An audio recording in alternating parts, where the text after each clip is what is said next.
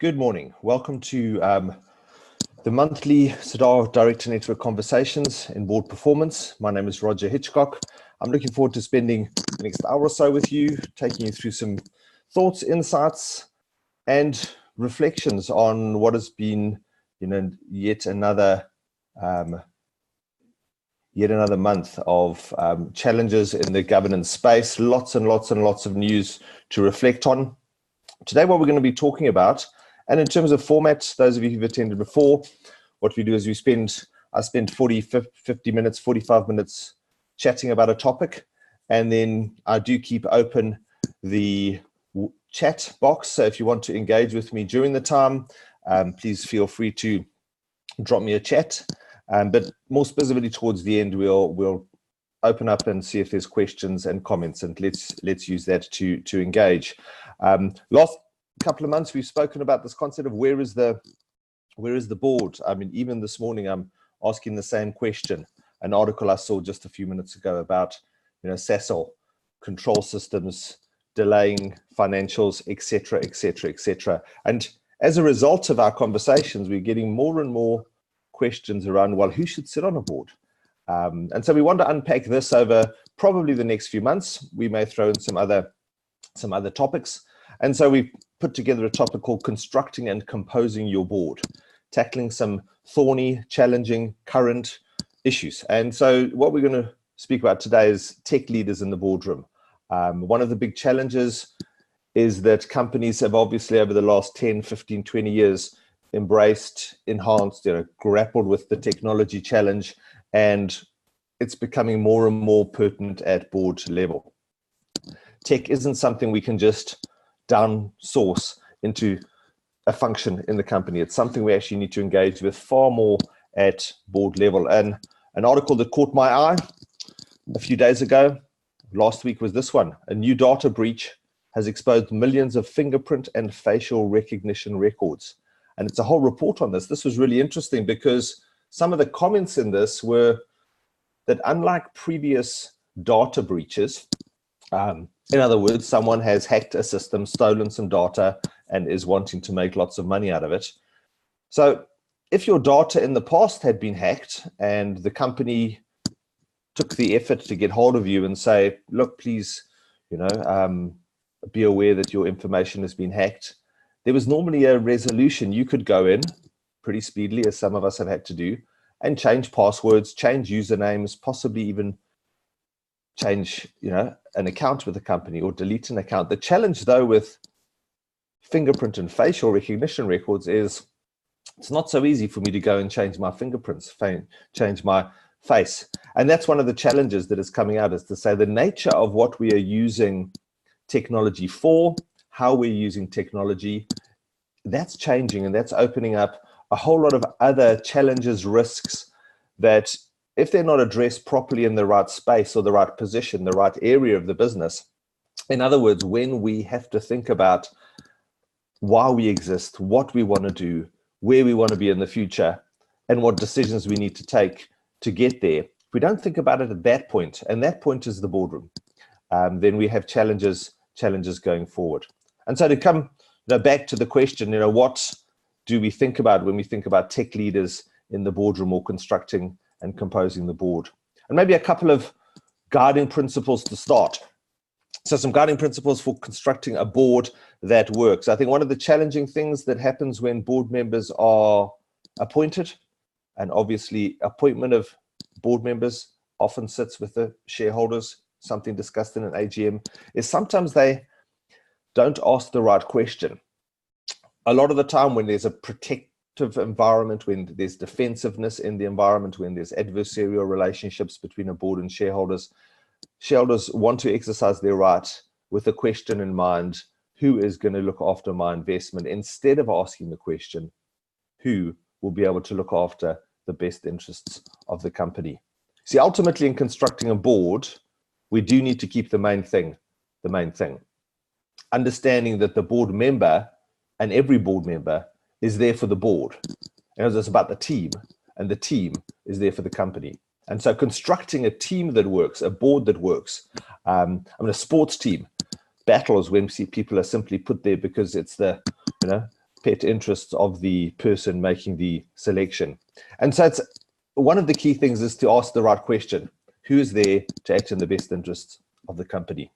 Another guiding principle I think that is important and often not unpacked is that we need to think of the board as a unit, not merely as a group of individual board members. It's about the team. So when I'm sitting on the board, it's not necessarily about me first. It's about what do I contribute to the team that I'm playing together with? Do I recognize why I'm there specifically? Do I recognize why other people are there specifically? Do we recognize how we can complement one another's skill sets and teamwork? And so you see company leadership, and this is a thing that I'm emphasizing more and more and more, and it often, the lights go on when people realize that in the law doesn't talk about leadership of a company by an individual. The law talks about leadership of a company by a team. We don't use the phrase a board of director because it doesn't make sense. It's a board of directors. And so whether that's a small team, 2 or 3 or 4 in small companies, or it's a team of 7, 8, 9, 10 in larger companies, a bit more than that gets a bit unwieldy, but often the different size of the team obviously reflects where a company is in its stage of growth. And then one needs to think balance. So it's about complementing the skills and the people on the team. And it's obviously skills is one thing, but if we think about the board member there being there for the board or the team, and the team that is there for the company, we obviously have to start and say, well, how do we balance the board with the best interests of the company in mind? And so some of the key principles here are to say, well, we've got to start at the center, and the center of any business, and it's becoming more and more pertinent that the one area of alignment that board members need to, or the area that board members need to be aligned on mostly is the concept of values, organizational values. Do my personal values match the organization's values? When I'm sitting over the table from other board members that I need to trust, that I need to work together with, are we on the same page in terms of values? And this conversation is a deep one. It's not an easy conversation to have at values level. And you'll see when we talk about technology, one of the challenges around implementing or thinking about technology is there is a value implication or a values implication in thinking about technology. There are ethical and moral implications of how we deal with technology in business, and we'll touch on that later. The second area of balancing a board is to say, does everybody actually understand what it means to direct? Do they have an understanding of not just the functional or the technical area of expertise they were trained in or have experience in, but do they know how to exercise that skill at board level, as well as fill in their gaps? So at board level, one needs a working knowledge of a range of different things.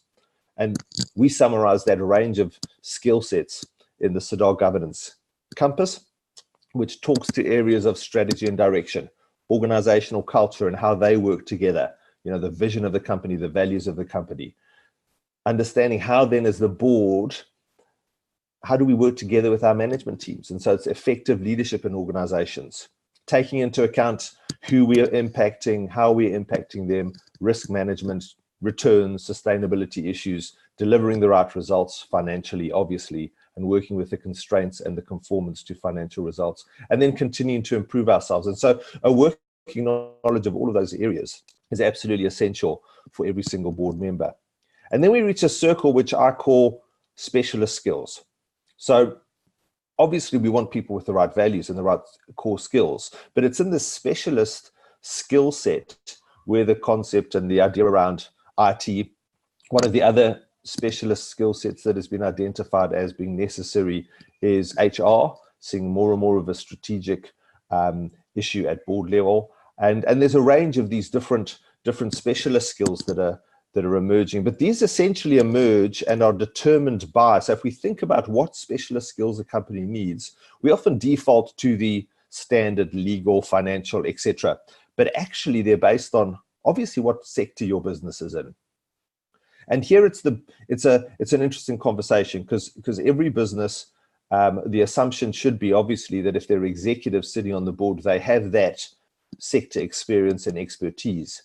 But it's recognizing even that are there limits to their knowledge and expertise? Some of the companies recently that we worked with have had challenges because they've been able to grow significant companies, but have hit a ceiling because they understand their market very well at a certain level. But for them to progress, they need to understand how they market at a strategic level or sell at a strategic level. There are some companies that have grown up and done very well because they've carved out a niche for themselves in a specific industry. But they get to the point where they realize that they need to understand and, in a sense, step out of their own successful niche to grow into other parts of the same sector. So there's a continual challenge around the sector. Second part is obviously strategy. Businesses go through different things at different stages. Is your strategy one of growing in a local market, growing into another market? Is your strategy one of diversification? Is it a product diversification? Is it a distribution diversification strategy? And so bringing those skills to the table, they come and go, because once one has achieved a certain objective, one moves on to the next thing.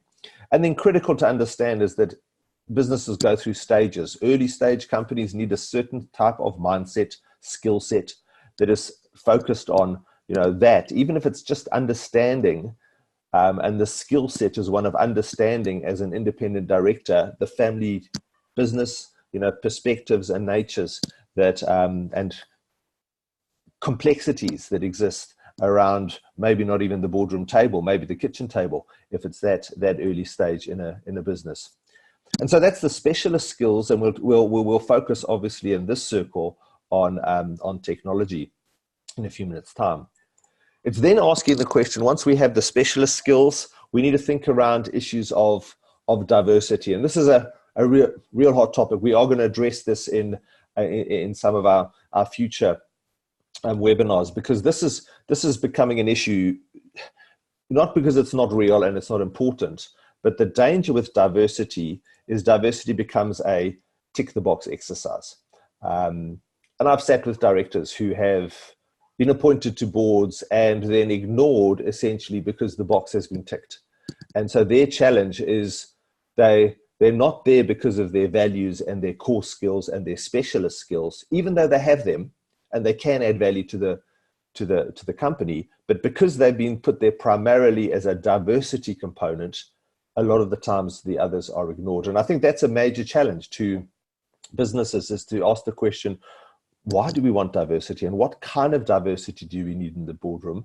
And so the understanding has to be that we've got to think of diversity not as ticking the box, but as diversity bringing a range of different perspectives to the table. And that diversity could be that you need, in your business, you need people of different ages. Maybe you need someone who is closer to your market than the board tends to be. Maybe, as we'll speak about a little later, you need someone with some tech astuteness that doesn't exist around the boardroom table, and that's found in a specific type of person. And so the danger of diversity, as I said, is we end up ticking the boxes, and there is pressure, and it's legitimate pressure. I'm not arguing at all that we ignore this, but we need to address it or embrace it for the right reasons, because it's like asking the wrong question will give you the wrong answer. If we engage with diversity for the wrong reasons, we'll also often get the wrong input. And then in the Sirdar model, we also use not just specialist skills and diversity, but we also talk about personal profile. And this is something that I'm seeing more and more and more, as not only through our model, but a lot of emphasis in the articles. And this is things like putting directors through a range of tests, be it a DISC profile, a Myers-Briggs profile, those kind of things. Or in the Sirdar model, we use a tool called the contribution compass. And the contribution compass is designed essentially to answer the question, what does this person contribute, or what could this person contribute to the boardroom table? Obviously, their contribution is based on the dynamic of the team and how well the meetings are chaired, etc., etc. But it's a very powerful tool, because it says there are those people who are good at activating or initiating, getting the ball rolling. Other people are very, very good at, once ideas are on the table, making sure they are properly implemented. And each one of us has those two aspects to ourselves, but we have them in different measures. There are those people who work very well with others and analyze, discuss, engage, develop the story of the business very well, and the what we call inspiring energy, and the tempering energy is far more analytical, making sense of things through the data and the numbers and seeing the story that the numbers tell. And so what we want to do in a boardroom is make sure that we're not, don't have too much of a single type or a single cluster of energies in the room. And that's what this profile is all about. And so when we balance a board, we think of a range of different things. It's important to think about it systematically. And this is the context within which I want to look at some of the challenges around what does it mean in terms of technology and the challenge that technology has in the boardroom today. So the question I'm going to kind of keep in the back of my mind as we go is, what kind of new skills are required with this emphasis on technology? What perspectives should we be thinking about? And which players do you need on the team that maybe you don't have on the team already? And possibly this is as a webinar is a good one to take into your boardrooms and ask these questions. And the framework I'm going to use is the framework of King 4. King 3 was the first one that actually extracted technology, or what was called IT governance, as one of the key principles of the boardroom conversation, and the board's role and responsibility is to oversee the use of technology. King 4 has focused it down, and it talks about technology and information governance, and it also puts in the word communication, so often referred to as technology, communication, and information, or the acronym often used as ICT, information, communication, and technology. And the principle in King essentially says the governing body, or the board, should govern technology and information, I would say technology, communication, and information, in a way that supports the organization setting and achieving its strategic objective. And I think that's really insightful, just first off, because everything we do in the business should be aligned to our strategic objectives. And there's many ways we can use technology to help us identify, so the setting, right, of the strategic objectives. It helps us understand our business model, and it helps us to develop the right systems and processes that help us take the steps to addressing or reaching our strategic objective as we go. Some of the things, and as we go, again, thinking about skills, perspectives, and players on the team over the next few minutes. What King does is it unpacks this responsibility and says, well, what should the ICT governance role of the board be at a high level? And first thing the board needs to do is to assume responsibility for ICT by setting the direction of how technology and information should be approached and addressed. And so it's recognizing, if I just pull my pen out again, and thinking about how do we then conceptualize of where IT sits in. It's important to recognize that boards are often just seen as the things we assume responsibility for. We have assets, we have activities, but also in the board responsibility, there's this concept of relationships as well, and assuming responsibility for relationships. And obviously, technology is applicable to all of those areas. It's certainly an asset in the business. It's certainly something that we can, think about in terms of not just the hardware, but the software and the intellectual property that is in that. It certainly helps us, or should help us, facilitate what we do in the business. And it certainly is the way we link together the communication part, essentially, but also how we engage across the processes. The challenge is, if we think skill set, is do we have the skill set to answer the how question in the boardroom? Because the board needs to set the direction for the how, look at the approach and how it's addressed, and that creates some of the challenge. I asked the question in the last month to a group of people, and a range of different people, and asked the question, well, what is the challenge with IT in the boardroom and the understanding of IT in the boardroom? And to put it bluntly, one of the young ladies in the room simply said, they just all happen to be too old. And that's one of the challenges, is that maybe we need to be thinking about, who on our board is an appropriate age. And obviously it's not only age. I'm not denying that people can, learn these things at all different ages, but ultimately even it's the perspective, because older people haven't had to think in their formative years of how we use technology in terms of approach and addressing the direction of the business. And then obviously it's about thinking about how do we translate that approach into policies.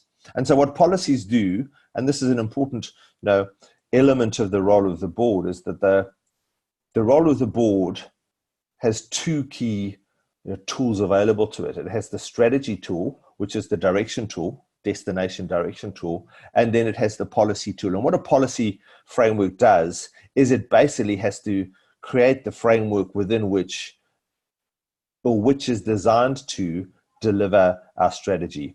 And a big part of business now is obviously the use of technology, communication, and information. And so it's how do we combine our approach to these three things, three clusters of things, our assets, our activities, our relationships, using technology in all of those areas to achieve our strategic objective. And so what we have to ask is, well, what do we then use ICT for? So going back to the word here, it's about, give effect to the deployment. What do we mean by this word deployment? And so it's asking the question, what are the clusters of areas that we use ICT for? And each of them has a challenge, because we obviously use IT significantly for communication. But we have to ask ourselves the question, well, what does it add and what does it subtract from the way that our businesses run? Because often communication, it's brilliant. We can communicate in ways we've never even thought of before. But the challenge is, are we trading off certain things? I've had a couple of recent conversations where people have said that the challenge with the instant, all the time online conversation is that it's assumed that the information is available to everybody. So when you meet, what do you actually talk about? And the danger is many of the methods of communication are limiting. They don't have the face-to-face necessarily. They don't have the content and the background. They don't put you in the context of the communication. For instance, an operational issue that is communicated merely on a messaging platform doesn't give the person the feel of what's happening in the space, on the factory floor, on the farm, that kind of thing. And so we need to understand in terms of deployment and what the implications are. We obviously use IT for data storage and for keeping things. So our filing cabinets have been replaced by computers, and our computers have been replaced by the cloud. And so that's one of the challenges. I mean, all a cloud is ultimately is a computer somewhere. So do we know not only what is stored, how it is stored, how we access it, but do we also know where it is stored? Because that's one of the challenges, is when we have different legislative frameworks around the world, there's a legal implication to data, as there is a legal implication to communication and storage. And then obviously the third area we use ICT and the deployment in our businesses is for our processes or our processing. And obviously that's related to the first two, communication and data. But the way we run our businesses is becoming more and more dependent on our ability to embed those processes into an IT system. The challenge there is then it's not always visible.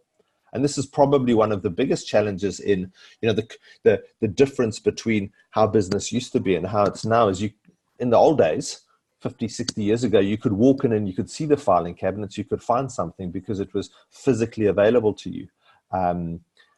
You could look at a process, physically, a factory floor, a process, and obviously elements of our business are still like that, but we could lay things out in a way that made sense. And so changing them as the business grew made sense. We could identify fairly quickly where the bottlenecks were and the capacity issues were in our business. When it's invisible, it's more difficult, because how do we actually see whether the processes we're using are firstly well designed, are actually working, are being used efficiently, etc., etc., etc. And so the challenge of this is that each of these areas of communication, data processing, or data management and storage, and then processing in our businesses have their own deployment challenges. And those deployment challenges relate to what King 4 says in terms of what are then the things that the board needs to oversee. So the first few slides were about, well, what does the board need to take responsibility for? So first thing the board needs to do, take responsibility for these key areas. How do we use IT, ICT for communication, for data, for processing? Which means, do we as a board understand how we do that? Do we understand what the business requirements are, independent of the technology used? So do we understand what are the best ways for our businesses to communicate? What are the best ways for us to manage the type of data that we need to deal with? And what do our business processes look like, our business models look like? And then coming out of that, we've got to ask, how do those integrate? So the principle 12 of King 4 says the board then needs to oversee certain things. Now, obviously the oversight of an area is a monitoring, it's a watching. Critical part of the word oversee is this part C. So does the board have access to a set of information, a package of information that shows how all of these elements in the business, the people, the technology, the information, the processes are actually integrated?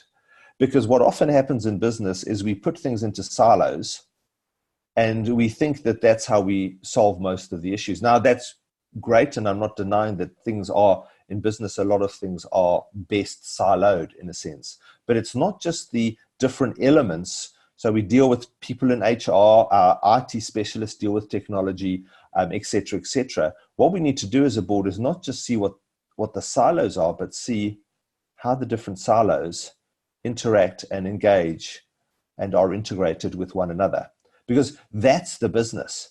All right. The business isn't one of those things, it's all of those things. And so that's asking the question in terms of a business model. So again, if we think of a business model as the things we have, our assets, the things we do, our activities, the people we have available to us in the business, and then those people we partner with. All right. We need to ask the question, how do those all work together, and how do we use technology in that to make sense of it? And so one of the challenges at board level is, again, a skill set, a perspective. So does the board have the right perspective on the business in terms of thinking about that? And then there's this issue of risks.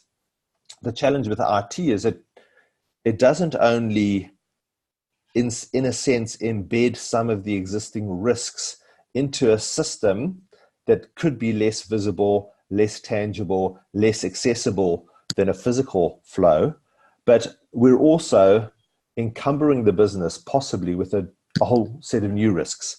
And I'll touch on some of those in the next few slides. So do we understand not just the existing risks, but the new ones that ICT implementation and integration bring into the business? And again, a large part of that is this integration of the elements. And so it's about resilience. And so one of the words that King 4 uses, and it's probably as a replacement word for business continuity, which has become quite constrained in a sense, but it's resilience. How sustainable is the business? The phrase used in a number of the King 4 principles is the business over time. And so it's not just asking the now question in terms of IT and ICT, it's asking the future question. So when we do our strategic thinking, it's asking, what will we need in the future, and does what we have now enable it, facilitate it going forward?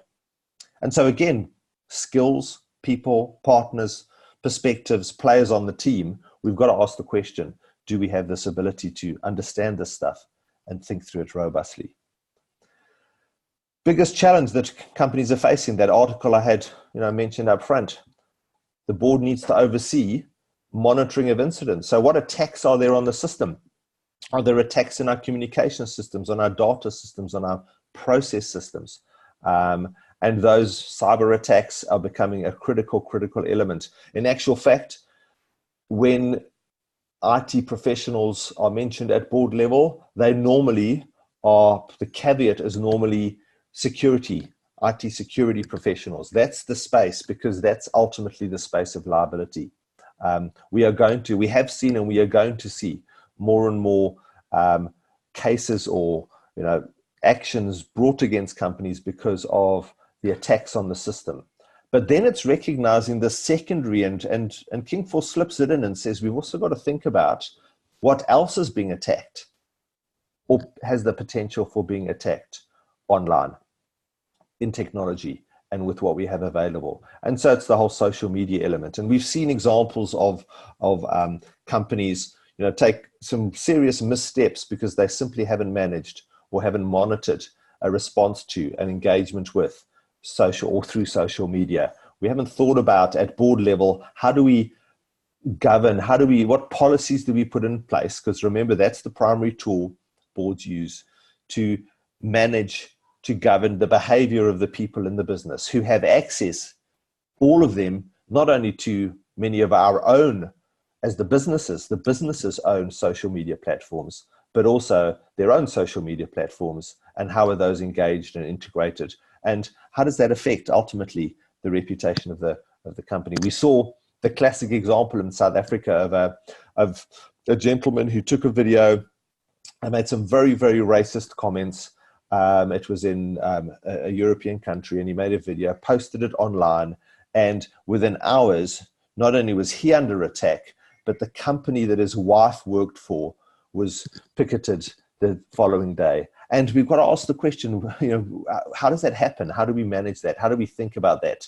And then we've got to look at one of the other things, this concept of outsourcing. So many of our IT systems in business are legitimately outsourced, be that a cloud server, be that a specific support function, because most of our businesses are not primarily technology businesses. I would even go as far as to say that some companies that are positioning themselves, calling themselves technology companies, are actually not technology companies. They're something else, and they're using the technology in a sense, as a shield. So we do need to work with other partners. It falls into the business model of the partners.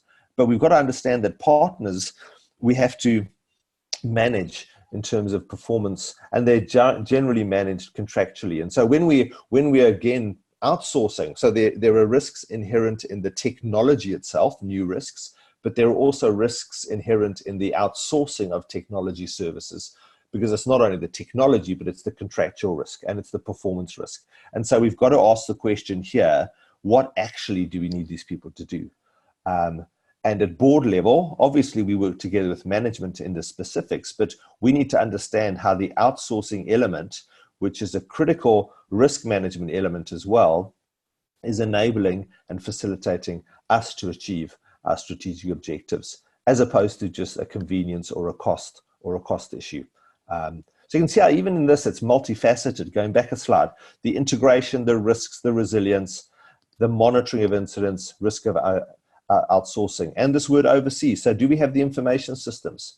Do we firstly put in place the thinking around how do we deploy this stuff, and then put in place the policies to do so? And expanding it, last 10, 15 minutes or so, we need to also look at, so the board needs to assess. So the board has these roles. It needs to take responsibility for IT and ICT, thinking, how do we do it? How do we approach it? Policies that deliver it. We then need to oversee the different elements I've spoken about in the last couple of slides. And then ultimately the board needs to assess the value delivered by ICT. And that's often boiled down to a return on investment. The reality, it costs a lot. An IT implementation can, for a larger company, very easily go into the multiple millions and the multiple tens of millions. For a smaller company, it's something significant, because it's not just a once-off commitment. ICT not only costs to implement, it also costs to maintain.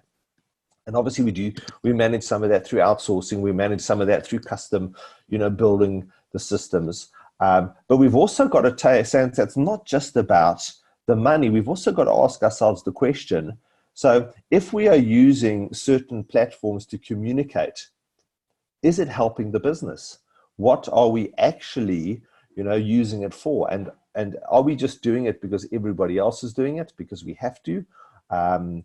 Which I suppose are two different questions anyway. But then, do we understand whether it's improving? How are we getting the most out of it? And so that could be related to, the skills of the communicators, data management and information. So when we do choose to outsource onto to the cloud, our data management, do we properly understand the return we're getting from that? the potential risks around that, and then our processes. When we do embed, so when we think about IT, there's a spectrum of implementation from, do we do it ourselves and build a system internally ourselves? Opposite end of the spectrum, do we buy something off the shelf to do it? And the approach most companies take is somewhere in between, that we need to probably get something that we can customize for ourselves. But the reality is, once it's embedded and once it's fixed, how easy is it to change possibly? And what is our return on that? Is it actually helping us get a better return on those different elements of the business? And then this is a critical flip side of that, is what are we trading off when we're investing in these critical elements? What are we trading off? So as I mentioned about communication and the conversations I've been having with people, is that, you know, communication is really, really easy today. There's almost no examples or no excuses not to communicate. But the danger is, are we trading off with too frequent communication, in-depth communication? Are we trading off with the ability to ask questions all the time, people's free time that is legitimately theirs? Do we invade their spaces all the time? You know, and those are challenges. Data management. So when we lock information away, are we trading off access to the information?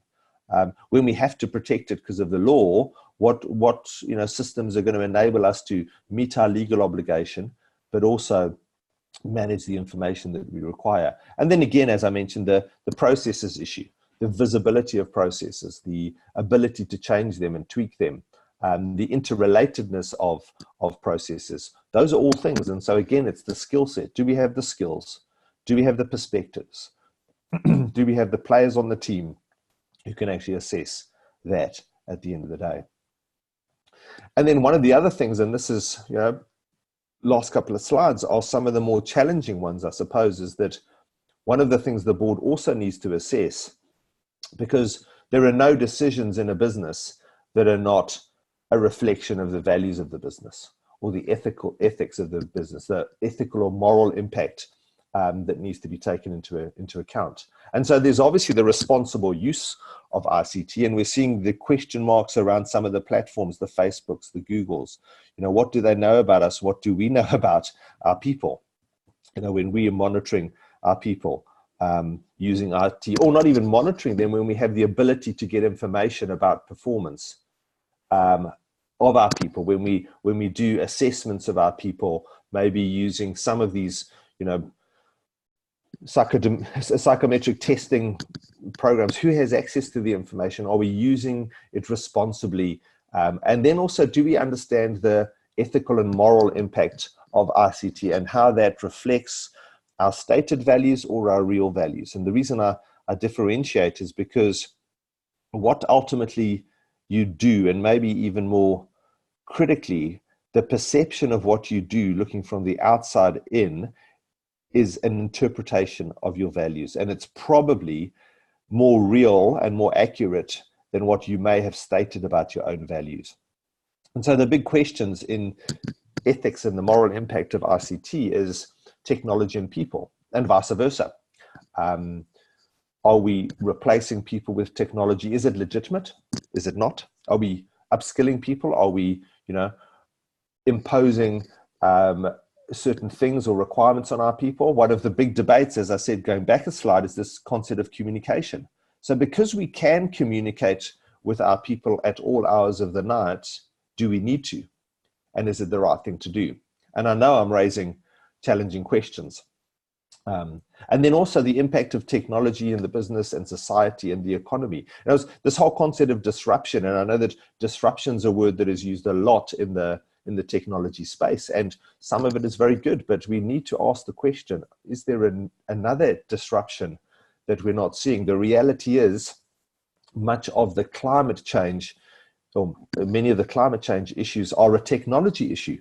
So the last 150, 200, 250 years, technology has been developed. Technology is not just the computer, the cell phone you have. Technology are the machines, the way the machines run. And they all need to be powered. So even the ethical dimension around computers is huge. Server farms that are using massive amounts of energy because they need to be kept cool. And And so these are questions we need to raise, because we've got to make sense of them. We've got to be in a position where we ask ourselves the question, is what we're doing not just right financially, but is it also right in terms of other areas? And that's linked into a lot of and you'll see on the next slide, it's about, ultimately responding and disclosing in our integrated report. How do we take into account our use of technology, a responsible use of technology? And then obviously there's the compliant use of technology. What does the law say about things like technology? What does the law say about communications, and how do we communicate? When we can communicate? What's legitimate in terms of that? What does the law say about data processing and protection and the life cycle of data, et cetera, et cetera, et cetera? And ultimately, it's asking the question at board level, because the board is ultimately accountable. They're the custodian of the promise of the business. Why does the business exist? What is its reason for being? And so we've got to understand, when we think technology, along with obviously every other aspect of the business, what is the value and what is the reputational impact at the end of the day? And so those are the assessment issues. And then Principle 12 of King 4 ends by saying that oversight ultimately should result in the appropriate amount of leverage. In business, we are looking for leverage. Leverage is a critical thing. It's finding the point where we can leapfrog our competition or add value to ourselves and to our customers and to our suppliers and our stakeholders. So we've got to use it appropriately. And the danger with technology is we have access to a number of tools where the appropriateness of the leverage is challenging. We've also got to understand the integrity of the ICT architecture. Is how does it all hang together? That word earlier, integration, same word, similar word, integrity, is how does it all hang together? How does it work together? Because if we understand how it works together, we can understand how to use it most effectively and get the leverage. Understanding in that there's these two key elements that are where a lot of risk lies. Not necessarily business risk lies in the first two. Other risk often lies in the second two: protection of the information, and then security and resilience of the business. So that it is ultimately about, are we able to achieve our strategic objectives?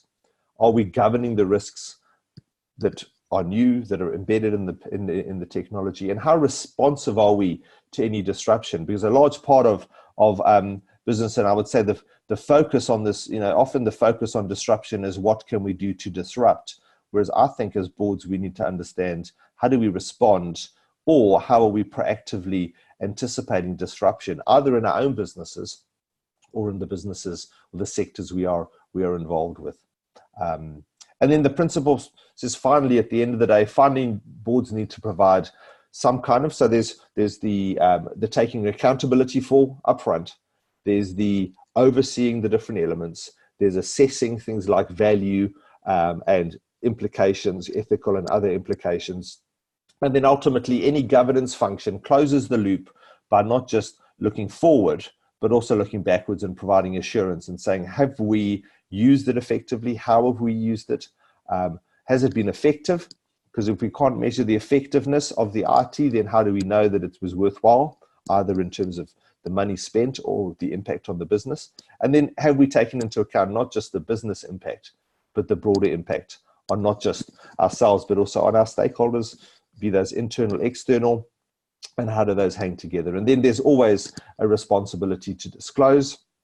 And so part of integrated reporting says at the end of the day, we need to have a report that tells the world, our stakeholders, as appropriate, how we've done, what we've done. And at the end of the day, that starts at the very beginning by asking the question, are we integrated in terms of our thinking and the thinking around ICT, so that we can fully take responsibility for this thing called ICT in our business, which is no longer just a tool that we use to achieve an objective, but it's actually an embedded part of how we do business. And so boards need to understand that the approach to ICT, how do we actually approach it? How do we then convert that approach into a robust policy framework that provides the ability for oversight? And oversight requires information and flow upwards of disclosure elements. And then how do we make sure that when we are looking back, we're not only providing assurance that it's done what it needs to do it's led to the right impact. But it's actually improved the business. It has provided us with the leverage we need and the appropriate business input and insights. So with that in mind, that's King 4 talking to ICT governance. The last 10-15 minutes. Any thoughts, questions, comments? And please use the chat to do that, and we'll try to address some of those going forward. So over to those of you who are online. Any thoughts, comments on that? Thanks, Tim. Importance of perspective and current board member personal values. I just do need to cough, so please give me a second.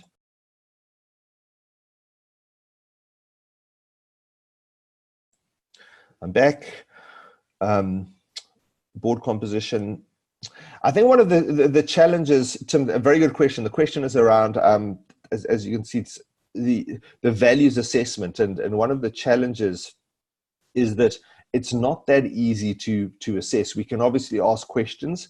What we often find helpful is that we build a second or third stage into an interview process, where first process is ticking the competence boxes, the making sure that we're talking to people who are competent and have the specialist skills we need, and then probably putting them through the second or third phase would put them through a specific, often more open conversation. I mean, I heard an example the other day of a person who gave an account for a time they were interviewed, and it was really difficult, and they didn't understand why it was difficult, and it was not that great, and the person wasn't that pleasant to them, and they found out afterwards that they had been put through what was called a stress interview. So they weren't asked the questions or treated in a certain way to find out what they knew, but more how they would respond. And there are ways we can think about doing that, and getting references from people about how people have responded in different situations could be valuable. I do think that there needs to be a much stronger due diligence both ways. The company on the board member, but also the board member on the company, because that alignment at values level is absolutely critical. And then it's about having the conversations. If we haven't defined those values ourselves as a board, how do we assess the person that we're looking at? Winston, thanks. Very, very good question. Is it important to ensure the voice of the workers are represented directly or indirectly on boards? You've possibly read some articles coming out of the UK. This is a massive debate at the moment, and possibly one we can talk to, and I'll make a note of that in other webinars when we talk about what other voices. And so I think one of the challenges, Winston, is that if we think of the board member as simply being there to voice the concern of the party who's put them there, workers, shareholders, other constituents, the danger is they don't act like a board member, they act like a voice piece. Whereas actually the law says that directors are there to act in the best interest of the company. So I recognize the validity in saying, how do we think about the perspectives possibly those people will bring to the board? And that could be a very strong discussion. And I think that's where some of these things are coming from. But we have to ask the question, is that in the best interest of the company? And in many cases, the answer would probably be yes. And maybe it's not saying a board seat belongs to workers, but it's saying, do we actually have an opportunity, much like Tim has asked the question, how do we assess values? We may need to ask the question, how do we in a company maybe expose a potential board member in the interview process to some of the employees and get their perspectives? I'm not sure. Open questions, open. I trust that's valuable. Niraj, thank you. It seems the board members need to be on the ball and understanding the ICT needs and challenges that impact decisions. One needs to better understand the evolution of ICT processes. I'm a strong believer in board members being readers. I think one of the things we need to do, and possibly as a board, if you're on a board that is currently sitting with an ICT challenge, maybe an ERP, enterprise resource planning implementation, or a digitization strategy, whatever those are, I think to put yourselves under some homework requirements is a good idea. Find out what it is. In the decision-making process, have an exploration process up front that says, before we even get to the discussion, are we equipped to ask the people who will be the specialists the right set of questions, and to understand where it is, and to understand what is real and what is not real.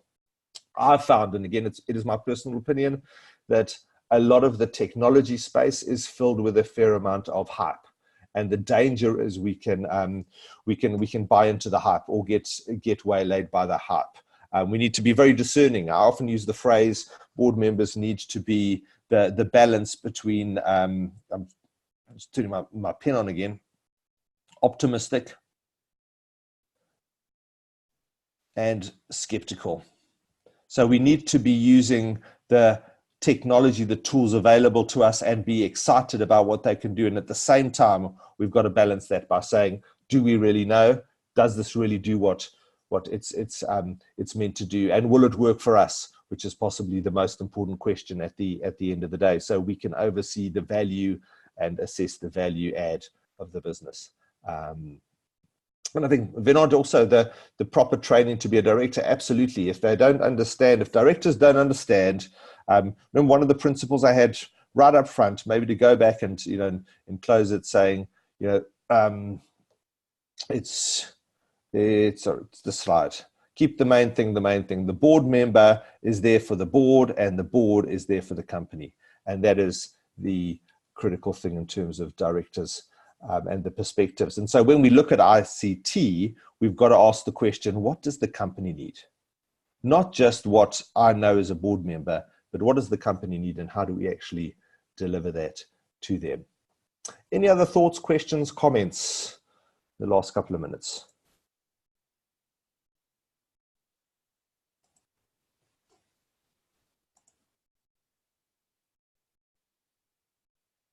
Thank you very much for your time. I trust it has been valuable. Please also note that this will be the questions. Thanks, Tim. Thanks for the thanks. Can we get the nice load, the slide notes?